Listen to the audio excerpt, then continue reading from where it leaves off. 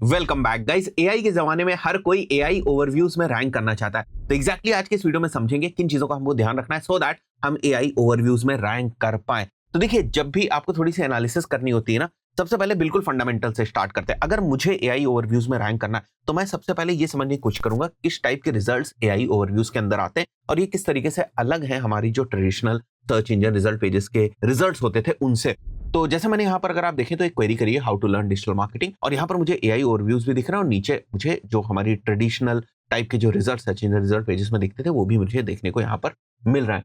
अब अगर मैं एआई ओवरव्यूज को थोड़ा ध्यान से देखता हूँ तो यहाँ पर मुझे देखने को मिलता है कि बहुत सारे साइटेशंस टाइप के हैं और ये जो कंटेंट आपको यहाँ पर देखने को मिल रहा है वो भी कंटेंट डिफरेंट डिफरेंट वेबसाइट से आया हुआ है। किन वेबसाइट से आया हुआ वो सारे सोर्सेज वगैरह साइटेशंस वगैरह हमें यहाँ पर देखने को मिल रहा है। तो अप्रोक्सीमेटली 8 साइट से यहाँ पर जो कंटेंट है वो देखने को मिल रहा है। अब जब मैं और डिग डीप करता हूँ कि ये 8 साइट्स कहाँ से आई, तो सीधे सीधे हमें समझ में आता है कि ये वही 8 साइट्स है जिनमें से 5 या 6 साइट्स जो है वो हमारे इसी सर्च इंजन रिजल्ट पेज के ऊपर रैंक कर रही है। मतलब जो ट्रेडिशनल एसईओ के तरीके से नीचे जो यहाँ पर रैंकिंग हो रही है वहीं से जो साइटेशंस है वो निकल के आ रहे हैं और यहाँ पर एआई ओवरव्यूज के अंदर वो वेबसाइट्स हमें देखने को मिल रही है। उन्हीं वेबसाइट्स को एआई ओवरव्यूज रेफर करे। इसका मतलब क्या ये है कि पहले वो हमारी वेबसाइट को नॉर्मल तरीके से रैंक कराते हैं और उसके बाद वहां से ही पिक करके लेकर जाते हैं एआई ओवरव्यूज के अंदर? ऐसा बिल्कुल नहीं है। देखो, जो एसईओ हम लोग करते हैं हमारी नॉर्मल वेबसाइट के पॉइंट ऑफ व्यू से वही एसईओ इनफ होता है एआई ओवरव्यूज के अंदर रैंक करने के पॉइंट ऑफ व्यू से।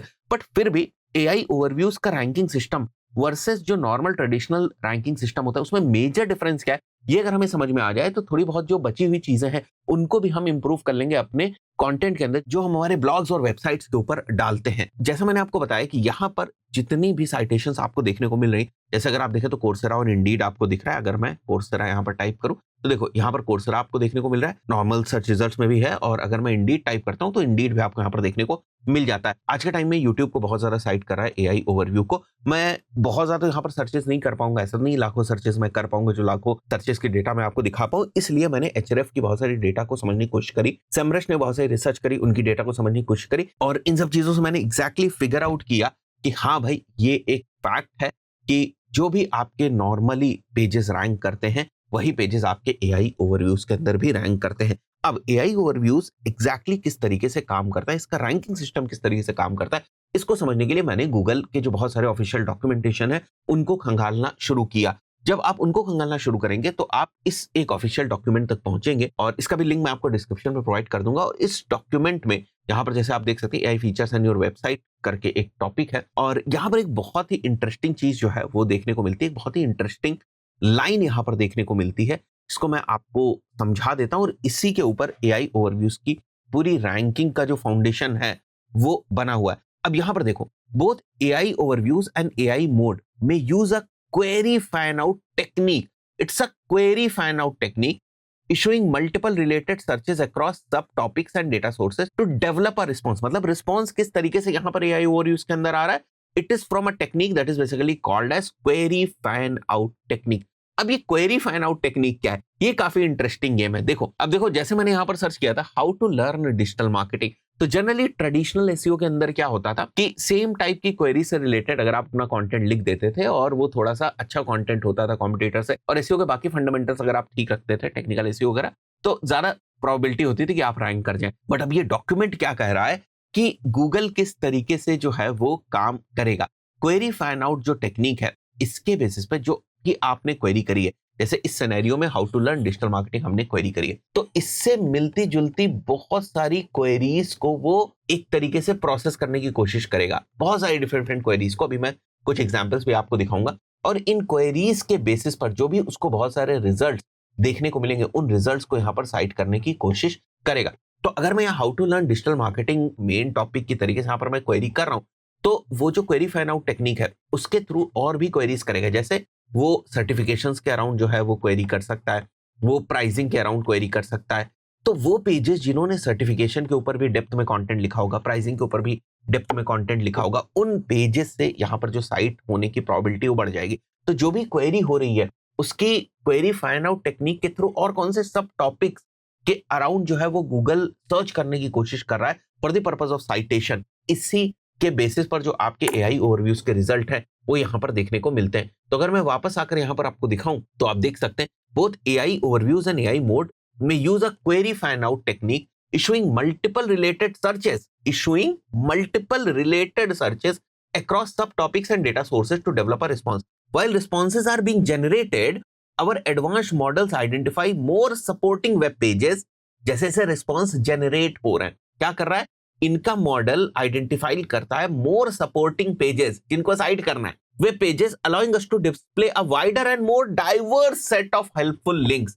तो अगर आपका भी कंटेंट इस तरीके का है जो उस क्वेरी फैन आउट टेक्निक से सर्च किए गए रिलेटेड क्वेरीज के अराउंड कंटेंट को डाल कर रखा है, then there is high chances कि वो पेज भी रैंक कर जाए। तो वही लिखा हुआ है, allowing us to display a wider and more diverse set of helpful links associated with the response than with a classic web search, enabling new opportunities for exploration। तो AI ओवरव्यूज थोड़ा सा एक क्वेरी फैन आउट टेक्निक को use करता है, even AI mode भी query fan out technique को use करता है। बट यहां से आप क्या सीखेंगे कि सर हमें कंटेंट में डेप्थ डालने की जरूरत है। और एक और मजेदार चीज दिखाता हूं, जो ये क्वेरी फैन आउट टेक्निक है, अगर आप जाएंगे गूगल के ऊपर और यहां पर आप टाइप करेंगे क्वेरी फैन आउट, तो आप देखेंगे बहुत सारे आपको query fan out related generator देखने को मिल जाएंगे। बहुत सारे फ्री जनरेटर्स होंगे, कुछ पेड टूल्स हैं और कुछ पॉपुलर टूल हैं, उनके अंदर भी query fan out generator type के जो छोटे टूल्स हैं वो आपको देखने को मिल जाएंगे। तो इन टूल्स के अंदर अगर आप अपना मेन टॉपिक डालेंगे तो क्वेरी फैन आउट टेक्निक के बेसिस पर ये जो है वो डिफरेंट अलग सब टॉपिक्स को जनरेट करेंगे कि ठीक है भाई, इस टॉपिक के हिसाब से ये और टॉपिक्स के अराउंड जो है वो गूगल सर्च कर सकता है ना। मजेदार चीज, यहाँ पर सिमरश ने बहुत अच्छा आर्टिकल जो है वो क्वेरी फैन आउट टेक्निक के ऊपर लिखा हुआ है। तो if you basically want to read this, आप इसको भी रीड कर सकते हैं। मैंने आपको बहुत ही बेसिक तरीके से समझाने की कोशिश करी। देखो, यूजर का प्रॉम्प्ट क्या है, what's the best laptop for college student who needs long battery life and does some video editing. तो best laptop for college students, laptop with long battery life, video editing, laptop requirements, college laptop reviews, ये different query fan out है और उसके basis पे आपको response जो है वो देखने को मिलेगा। तो उन्होंने भी इस चीज को बहुत ही अच्छे तरीके से एक्सप्लेन करने की कोशिश करी। जैसे यहाँ पर भी आप देखो, best laptop for college students, long battery life, video editing. तो अलग अलग चीजों को जो है वो पिक करके उसके रिजल्ट जो है वो दिखाने की कोशिश करेगा AI ओवरव्यूज के अंदर। तो अच्छे से इन्होंने इस चीज को एक्सप्लेन किया, यहाँ पर भी आप देख सकते हैं। जिन टूल्स की बात कर रहा था उनमें से एक टूल मैंने यहाँ पर भी मेंशन किया हुआ है। अगर आप देखो तो मैंने यहाँ पर जो क्वेरी करी हुई थी, that was basically how to learn digital marketing best free courses certification 2026। तो इसकी एक तो ये सब क्वेरी हो गई। दूसरी सब क्वेरी देखो, free digital marketing certifications Google HubSpot. तीसरी, how to learn digital marketing free courses. Fourth, how to learn digital marketing 2026। तो इस वाली सब क्वेरीज के बेसिस पे यहां से जो रिजल्ट्स है वो अपीयर हो सकता है। इस वाली सब क्वेरी के बेसिस पे यहां से जो रिजल्ट्स है वो अपीयर हो सकता है। तो इस टाइप से इन्होंने एक सिमुलेटर टाइप का जो है वो बना कर रखा है। बहुत ही एक्यूरेट जो है वो नहीं होता है, बट ये एक सिमुलेटर टाइप का जो है वो बना हुआ। कुछ पेड टूल्स है, कुछ फ्री टूल्स है, बट आपको अपनी एनालिसिस करके समझने की जरूरत है कि जब भी कोई क्वेरी करेगा, जो मैंने कीवर्ड्स को सेलेक्ट किया है उससे मिलते जुलते और कौन से सब टॉपिक्स हो सकते हैं, उनके अराउंड में मेरे को कंटेंट लिखने की जरूरत है। अगर मैं उसको भी कवर नहीं करूंगा तो मैं उस क्वेरी के ऊपर अपने पेज को साइट नहीं कर पाऊंगा। तो और भी बहुत सारे टूल्स हैं, यहाँ पर आप क्वेरी फैन आउट डालेंगे तो आपको और ज्यादा इंफॉर्मेशन जो है वो मिल जाएगी। एक और एग्जांपल हम लोग समझते हैं। अगर आपका मेन टॉपिक है how to learn digital marketing in 2026, तो आपको इन सब टॉपिक्स को भी कवर करने की जरूरत है। Career opportunities, understanding digital marketing, skills required, learning road map, SEO learning path, Google ads का लर्निंग पाथ, मेटा एड्स का लर्निंग पाथ, बहुत डिटेल में आपको लिखने की जरूरत है। ये आप एक पेज पे भी कर सकते हैं, अक्रॉस डिफरेंट पेजेस के ऊपर भी कर सकते हैं। अगर आप डिफरेंट पेजेस के ऊपर कर रहे हैं तो वहां पर आपको जो कंटेंट क्लस्टर का जो कॉन्सेप्ट है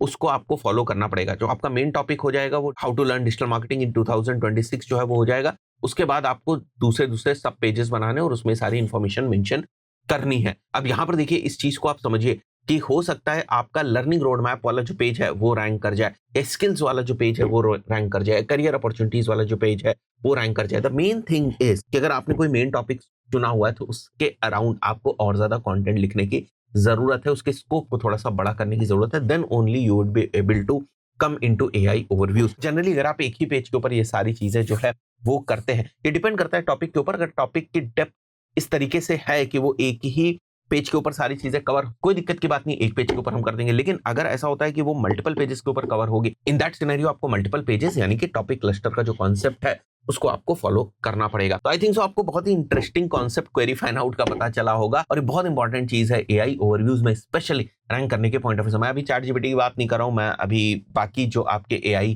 चैटबॉट्स हैं, AI टूल्स हैं, उनकी बात नहीं कर रहा हूं, मैं अभी केवल AI ओवरव्यूज की बात कर रहा हूँ। एक और क्वेश्चन यहाँ पर रह जाता है कि सर जो हम नॉर्मली अपने पेजेस जिस तरीके से बनाते थे, जिस तरीके से हम कंटेंट लिखते थे, H1 वगैरह सारी जिस तरीके से चीजें हम लिखते थे, क्या हमें उसी तरीके से लिखना है? हाँ, आपको कंटेंट उसी तरीके से लिखना है।